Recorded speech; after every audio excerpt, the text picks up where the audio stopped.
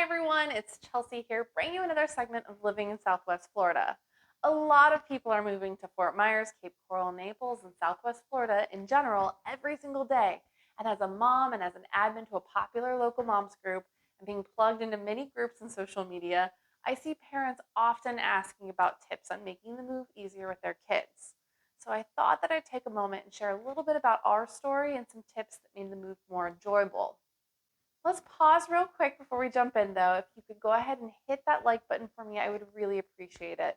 This way, YouTube algorithms share the information with others. It lets me know what you'd like more of, and frankly, it makes me feel good and boosts my self esteem. And I wouldn't be doing my job if I didn't remind you that we always love helping people from all over the country buy and sell their homes here in Southwest Florida. So if you or anyone you know of are even thinking about moving, then feel free to use that contact information below. All right, let's jump on in.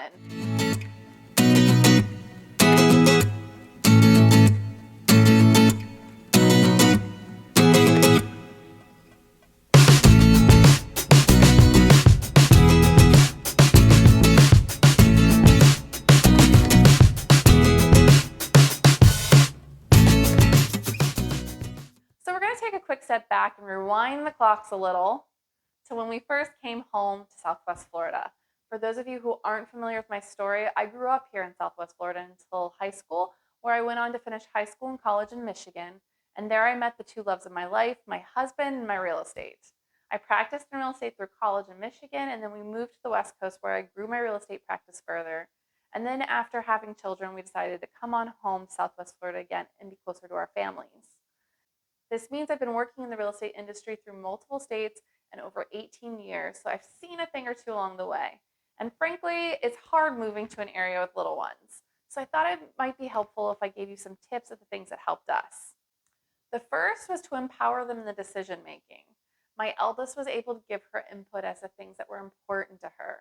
Mostly it was still things like see more animals, get a bed with a slide, be closer to grandparents. But we had those conversations so that she was excited for when she would get here. Then we made the travel more like a big adventurous vacation for them and less like a forced road trip.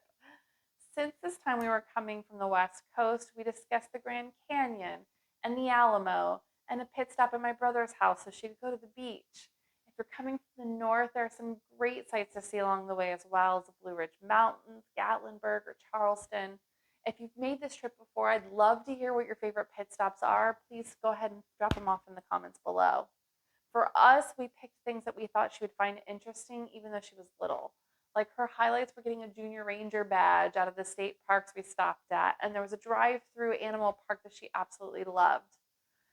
A little story about this, though. We talked for weeks about the Grand Canyon, which was supposed to be one of the biggest stops. We watched YouTube video flyovers and discussed all the amazing aspects of the park. I had never seen it, my husband had never seen it, and so we decided that we were going to really hype this up to the point where she started calling it Mom's favorite place. Well, the day we planned to go to the Grand Canyon, it started to sprinkle, and as we drove up, it started to turn into a light rain. We decided that we were going to take a really quick peek at the rim and call it a day since we'd gone so far to get there. Well, as soon as we stepped onto the rim for the picture, the deluge began. And this picture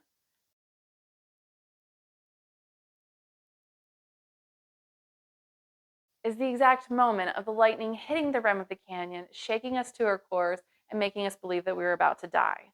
It was a mad sprint for safety. Me running with my daughter and son strapped into a metal stroller, my husband scooping up the dogs, and all of us running for the hills.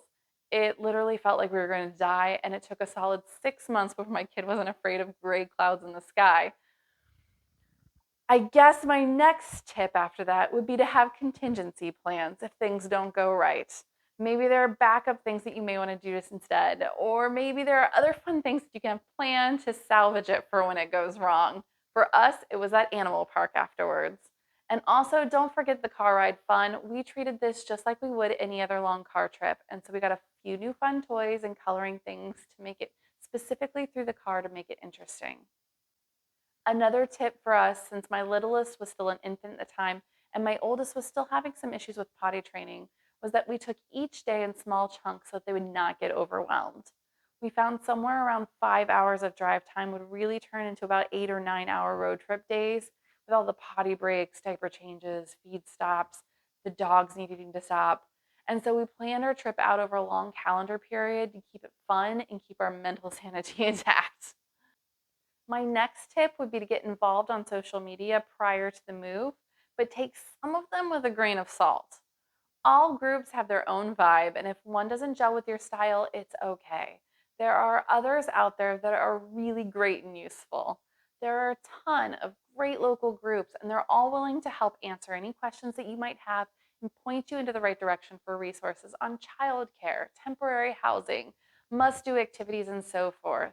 Your realtors may also have really great advice on some of these things as well, and so please make sure that you also reach out to them and find somebody that gels with you so that they can get you that information you need. I also want to pause here for a quick moment and discuss schools because I see them come up often. For Lee County, there are not schools designated based off of where you live, and this can be kind of scary. Instead, school choices are ranked based off of the zone you live in and in placements that may happen from there. This is a topic that I'm going to go into further depth since it can be a little complicated. So if this is something of interest, then please don't forget to subscribe, and that way you'll be notified when that video is released. Lastly, once we got here, we try to balance out our moving time with some fun exploration to get them excited and engaged. We happened to arrive near Halloween that year, and so we found fun fall festivals to see early in the weeks, and this allowed to explore and introduce our kids to all of the new fun that they would have here and really get them on board. Are there any more things that you think is important to consider before moving, or tips you'd like to share of things that have worked out for your own family? If so, please leave them in the comment section below. And as always, you can find my contact info in the video description if you'd like to run questions by me for your specific scenario. And you can use Cape Coral Fort Myers realestate.com for all the latest listings to hit the market. And feel free to add me on social media and follow along as we post weekly articles and information that you may find handy. And it'll give you insight on what life in Florida is really like. As always, be sure to leave us a comment, hit that like button, subscribe button, and notification bell, and that way you can be notified when we drop new future videos and help you with living in Southwest Florida. Thanks so much for watching. Until next time, I wish you much health and much success.